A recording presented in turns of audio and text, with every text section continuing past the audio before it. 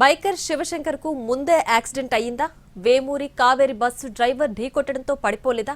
ఆ రోడ్డుపై డివైడర్ ను ఢీకొట్టి శివశంకర్ పక్కన పడిపోయాక బస్సు వచ్చి ఢీకొట్టిందా? ఈ అనుమానాలకు పోలీసులు అవునని చెబుతున్నారు. రెండు వేర్వేరు ప్రమాదాలని స్పష్టతిస్తున్నారు.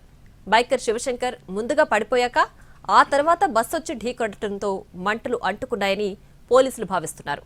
ఈ కోణంలో పోలీసులు దర్యాప్తు చేస్తున్నారు.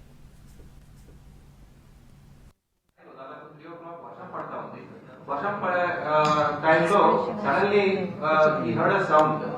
సో ఏమని చూసుకోకుండా కొంచెం మళ్ళీ ఒక 20 అడుగులు వెనక్కి తీసుకున్నారు బస్సు. కింద దిగి చూస్తే దాంట్లో ఒక బండి ఉంది.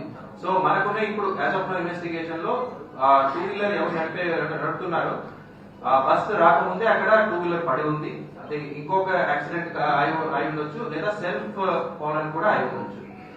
సో బస్సు టూ వీలర్ దాకా వచ్చి అక్కడ స్టక్ అయింది. టూ వీలర్ స్టక్ అయిన వల్ల స్పార్క్ వచ్చాయి. ఆ స్పార్క్ వల్ల ఇనిషియల్ ఫైర్ స్టార్ట్ అయింది. సో ఇప్పుడు దాకా ఉన్న ఇన్వెస్టిగేషన్ రివీల్స్ దీస్ ఫ్యాక్ట్స్.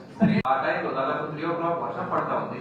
వర్షం పడే టైంలో సడన్లీ ఈ హర్డ్ అ సౌండ్. సో ఏమని చూసుకోకుండా కొంచెం మళ్ళీ ఒక 20 అడుగులు వెనక్కి తీసుకున్నారు బస్సు. కింద దిగి చూస్తే దాంట్లో ఒక బండి ఉంది. సో మనకున్న ఇప్పుడు యాజ్ ఆఫ్ ఇన్వెస్టిగేషన్ లో టూ వీలర్ ఎవరు నడుపుతున్నారో బస్సు రాకముందే అక్కడ టూ వీలర్ పడి ఉంది. అది ఇంకొక యాక్సిడెంట్ అయి ఉండొచ్చు, లేదా సెల్ఫ్ ఫాల్ అని కూడా అయి ఉండొచ్చు.